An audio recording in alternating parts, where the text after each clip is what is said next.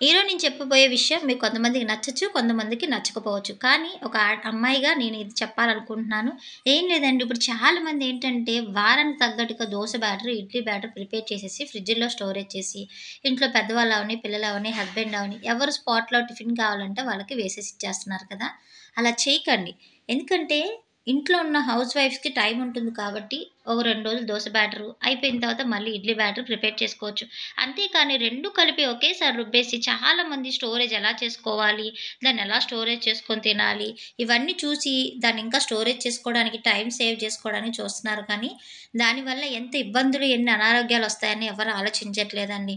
ఒక 2 రోజులకి పిండి పర్లేదు. మూడో రోజు నుంచి పులుపు కంపు కొడుతూ ఉంటుంది. కానీ అలా కూడా వేస్తూ ఉంటారు. ఒక్కొక్కసారి దోసలు వేస్తున్నారు. కొంతమందైతే ఆ పులుపు వాసన కూడా వస్తుంటుందండి. అలా మంచిది కాదు. పుల్లట్టనేది పులిసి ఒక 2 రోజులు పులిసిన దాన్ని అప్పుడు తినేస్తే బానే ఉంటది కానీ, అలా పైన తేట నీళ్ళలా తేలిన పిండిని తింటూ ఉంటే అనారోగ్యాలకి దారితీస్తుందండి.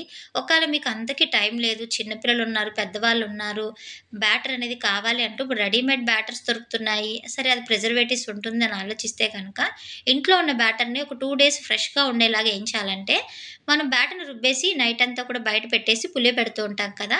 అయితే ఒకవేళ మీకు ఖచ్చితంగా స్టోరేజ్ ఉండాలి పిండినంటే గనక, మనకి ఎంత బ్యాటర్ కావాలో అంత బ్యాటర్ తీసేసుకొని, దాన్ని మాత్రం పులియబెట్టుకొని, మిగతా ఉన్న బ్యాటర్ ఫ్రిడ్జ్‌లో పెట్టుకోండి. అప్పుడు దాంట్లో బాక్టీరియా అనేది ఫార్మ్ అవ్వదు కాబట్టి, ఒక 2, 3 రోజులున్న పులుపు కంపు కొట్టదు. అలాగే దాంట్లో ఉన్న బాక్టీరియా, మంచి బాక్టీరియా అనేది కూడా చనిపోదండి. అలాగా మీరు కావాలంటే కొంచెం కొంచెంగా బ్యాటర్ తీసుకొని దాన్ని పులియబెట్టుకుంటూ, మిగతా బ్యాటర్‌ని ఫ్రిడ్జ్‌లో పెట్టుకొని ఒక 3 డేస్ మినిమమ్, అంతకంటే ఎక్కువ రోజులు ఉండడానికి ట్రై చేయకండి. అలాగే మీరు ఇడ్లీ బ్యాటర్ అవ్వనండి, దోస బ్యాటర్ అవ్వనండి. ఇంకో పొరపాటు ఏం చేస్తూ ఉంటామంటే పిల్లలకి కానీ, పెద్దవాళ్ళకి కానీ టిఫిన్స్ కావాలంటే వెంటనే బ్యాటర్ తీసేసి దోస వేసేస్తూ ఉంటాము. లేదంటే ఇడ్లీ వేసేస్తూ ఉంటాం. అలా చేయొద్దండి. రూమ్ టెంపరేచర్ వచ్చేంత వరకే ఉంచుకొని దోస కానీ, ఇడ్లీ కానీ వేయండి.